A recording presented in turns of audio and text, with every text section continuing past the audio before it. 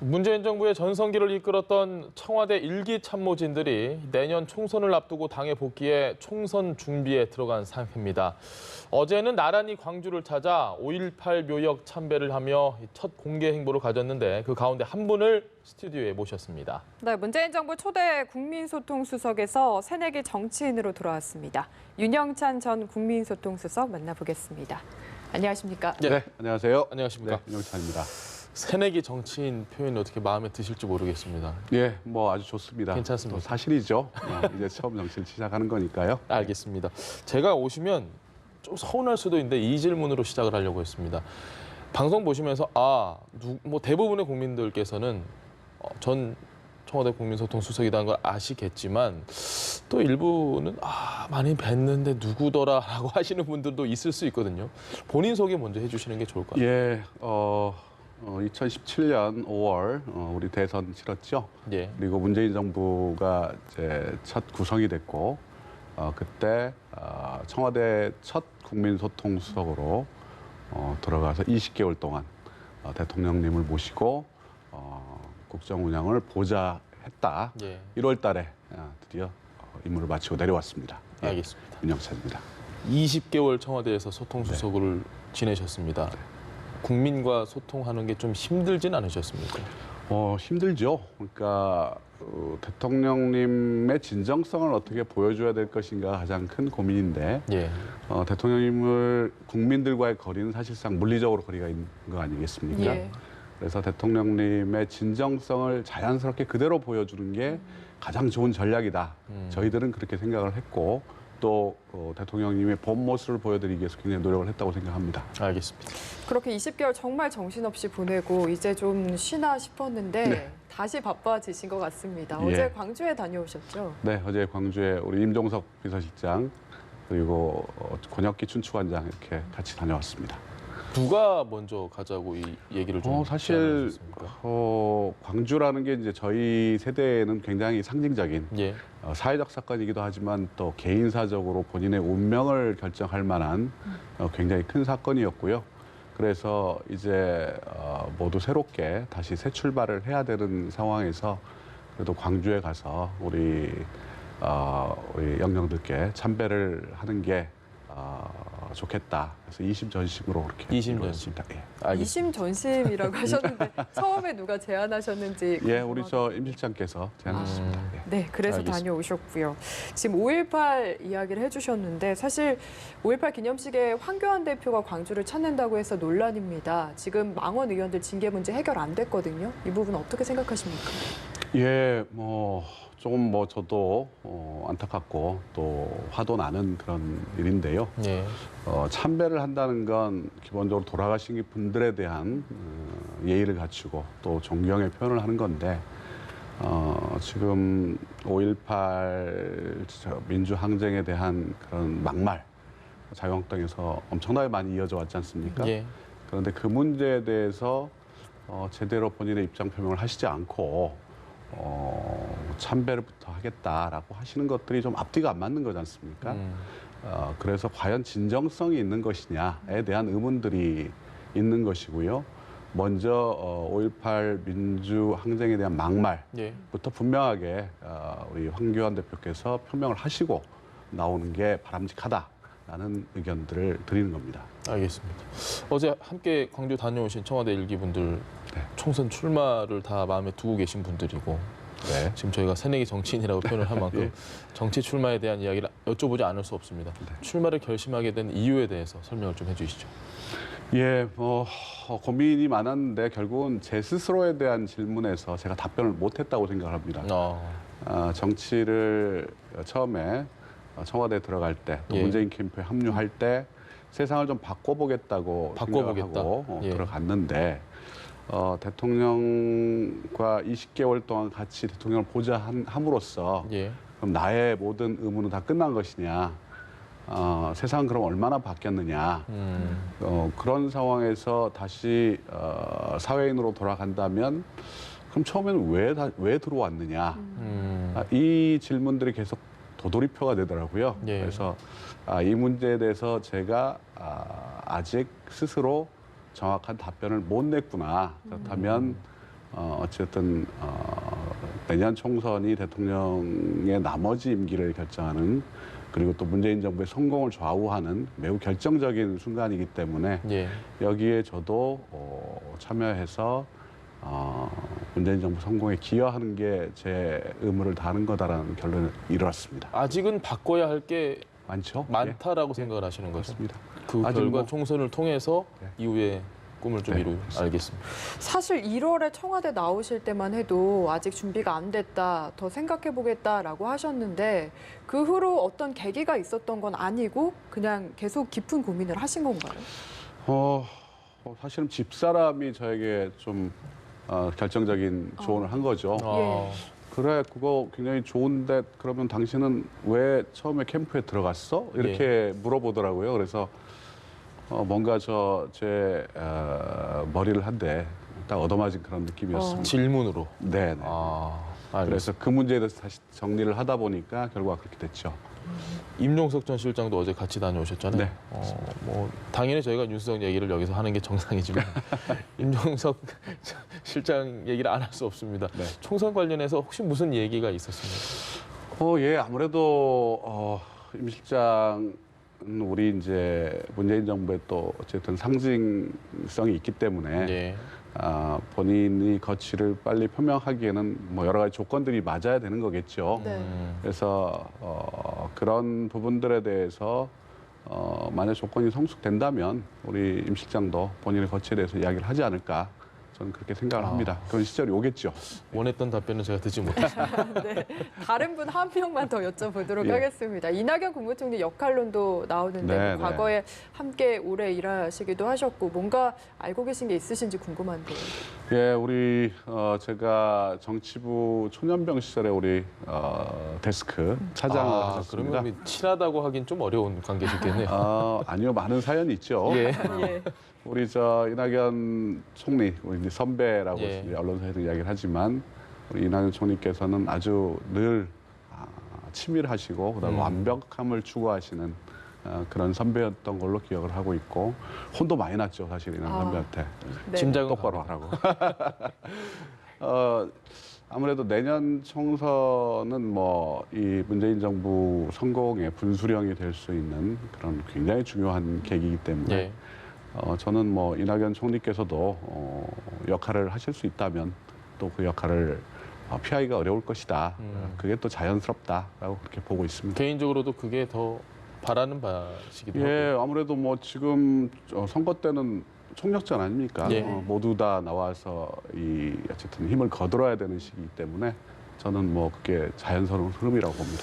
청와대 출신 인사들이 지금 민주당으로 많이 오시고 이제 총선 관련 이야기도 많이 나오는데 당연히 그러다 보니 이 얘기 안 나올 수 없습니다. 아니 현역 지금 민주당 의원들이 있는 지역구 겹치게 될 수도 있고 나중에 분명히 공천 과정에서 갈등이 생기는 거 아니냐 이런 전망들이 분명히 나오거든요. 이에 대한 생각은 어떠십니까?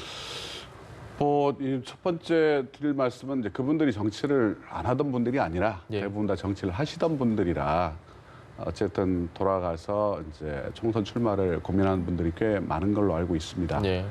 그러나 총선 의사를 본인이 표현하는 건 자유지만 최종적으로 공천에 이르기까지의 과정은 전적으로 당에서 관리를 하고 있고 예. 또 그 규칙대로 진행이 될 것입니다. 그렇기 때문에 지금 먼저 이 문제를 가지고 뭐 친문이다 아니다 뭐 이런 얘기를 하는 것 자체가 별로 그렇게 바람직하다고 생각하지는 않습니다.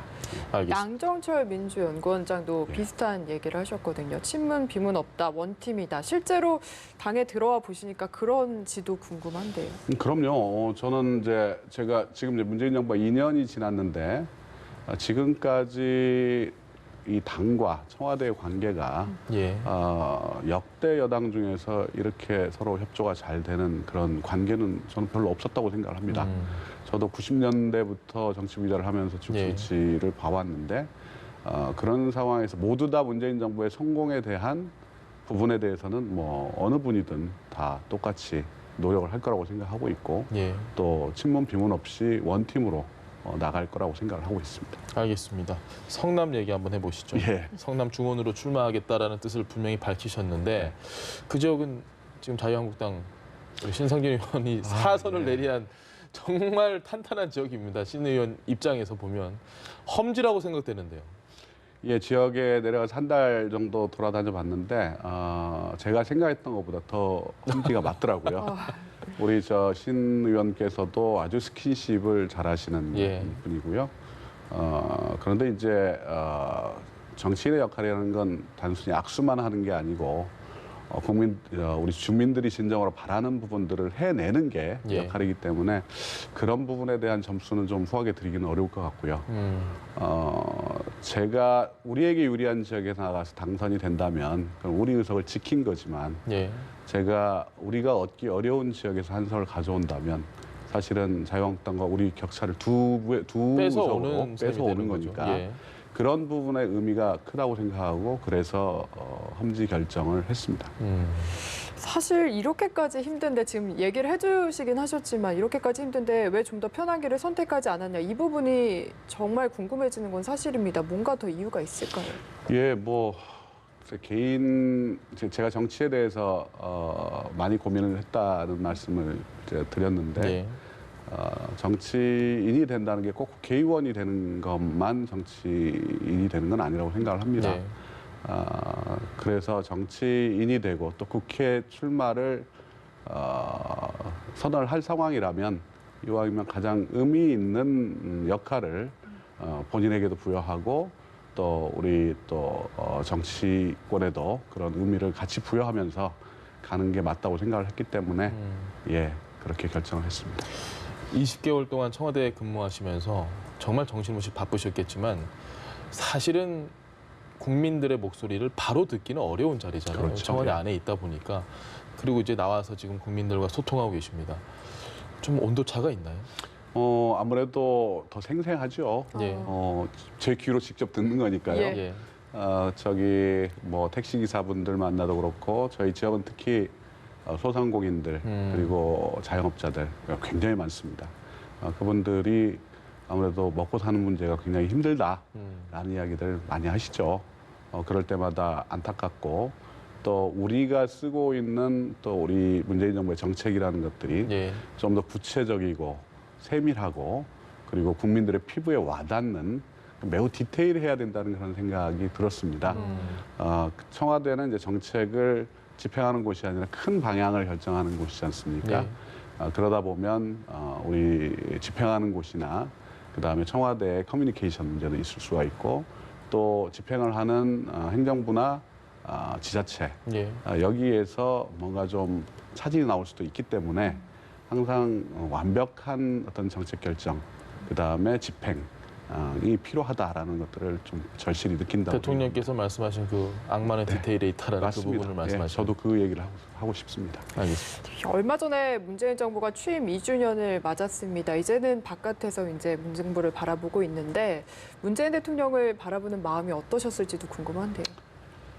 예, 뭐 어려운 상황이 많습니다. 예, 그렇죠. 여러 가지 숙제들이 많은 상황.